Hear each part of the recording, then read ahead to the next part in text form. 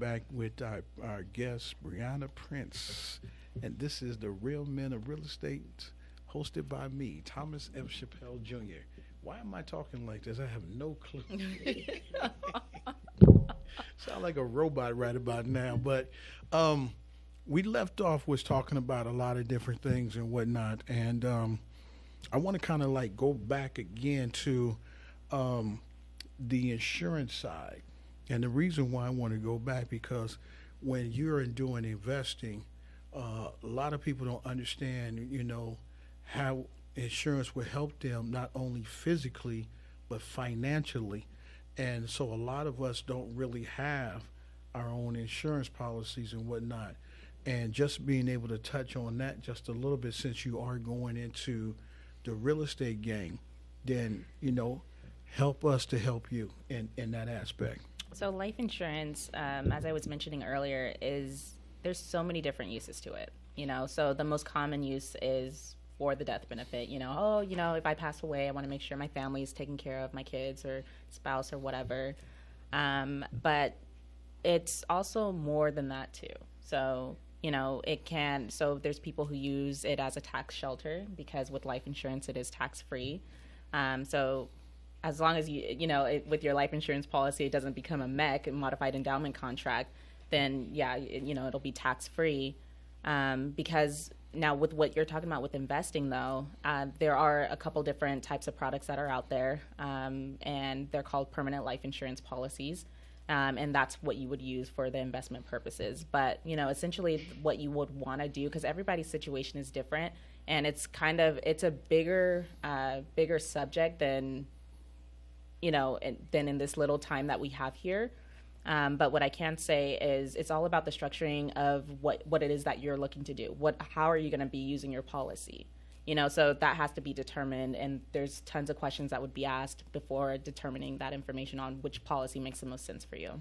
Okay, so here's one of the major questions, especially for someone like yourself that's just getting into real estate and not truly understanding that all the different facets of real estate because they really don't know where they want to go. Yeah. They want to do everything and learn as much as they can, but coming in like with you, how can you help somebody else that's in the same position that you're in? You sound like me right now, Thomas. Because, that's literally where I was. And still, I have it a little bit better sorted out now. And I ask people that same question all the time, like, where do I start? Because no one can ever give me an answer. Or if they do give me an answer, one person's saying to go this route, another person's saying to go this route. I feel like the biggest thing that I had to kind of look within myself is determine what it is. Why am I getting in real estate in the first place? What are my goals? Is it to build capital? Is it for passive income? Figuring that out. And I'm more interested in the passive income. Okay, so now that I know that, what is my step? How am I going to go about doing that? So what are the avenues that get me there? Well, I can invest in notes. I can do short-term rentals or long-term rentals or, stuff like that. And so learning just the basics of that kind of gave me a little bit of an idea. I'm okay. Then I heard about the whole idea of seller financing. I'm like, well, that's actually quite fantastic. And then with mobile homes, people, someone was telling me a story about how they had bought a mobile home for $5,000. The mobile home was worth, I think, about 50, 60,000, somewhere around there. And they took a down payment, so they immediately got their money back. And then I think they got all their money back, actually, yes.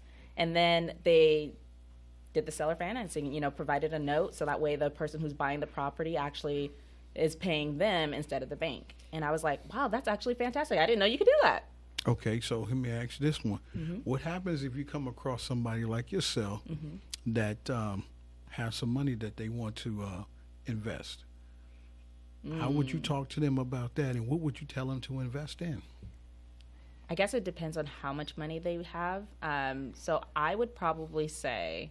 So let's say I came to you and said, I got $25K, I want to invest. We are finding a property today.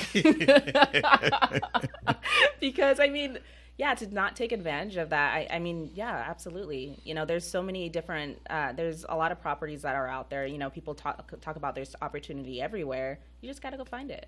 Well, the biggest thing is that a lot of people don't know that you can, instead of looking for properties, you can turn around and invest it into something like a lot of people don't know what could they invest it into. So, like coming to a real estate investment club such as mine, the Black Inland Empire Real Estate Investment Club, somebody might need funding for their purchase of the property, or the purchase to finish the rehab or something like that. So, let's say somebody had the money to purchase but didn't have the money for rehab. We call that, gap funding or bridge loans or things like that, to where now you control the deal because it's your deal. Right. You know what I'm saying? So you tell them what your terms are, and they have to accept your terms or they go somewhere else.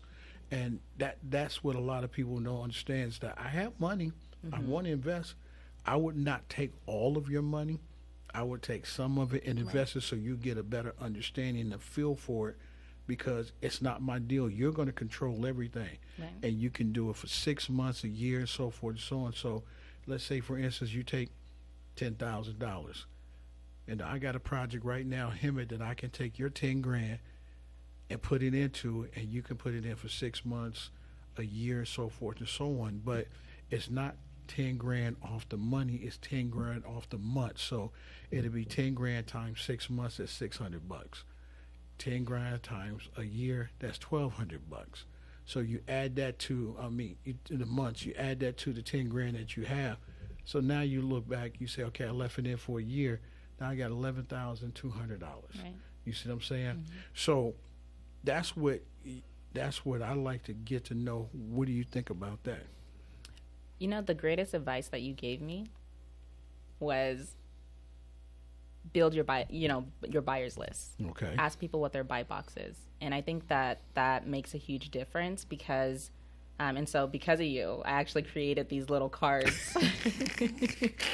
And on the top of it says, what is your buy box? And then it's a list of questions and stuff. So that way I can keep track of what people are looking for as far as properties, because that is a good point that you bring up.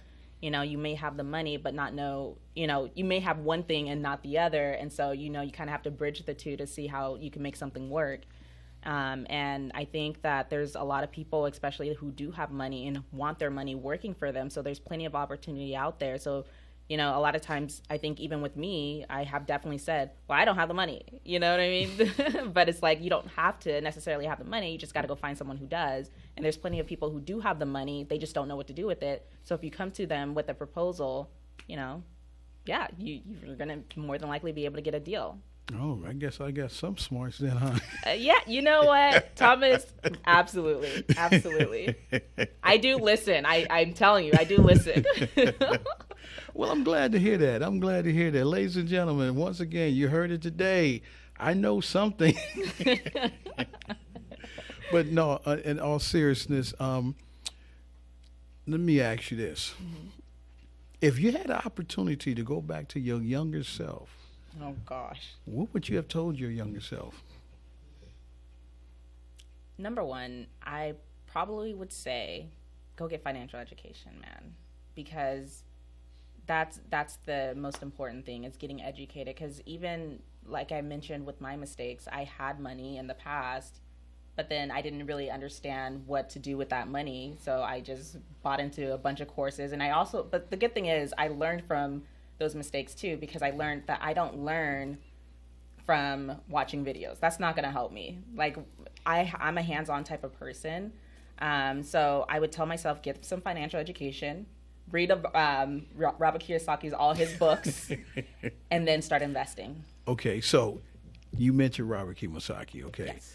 A lot of people didn't understand when he said that his dad was educated poor. Yes. Do you understand what that means? I do. So his dad had a PhD. He was a teacher, and he actually made really good money, but he calls him his poor dad because of his mindset. So he more so, and this is my interpretation, I guess, is more so along the lines of his educated but poor dad was his educated dad that followed the whole idea of go to school, get a good job, go to school, get a good education, get a good job, so that way you can be safe and secure. Whereas his rich dad had a totally different approach. You know, his concept was he believed in education, not so much the school system education, but take that education and, you know, do something, you know, invest and build your own business, that sort of thing.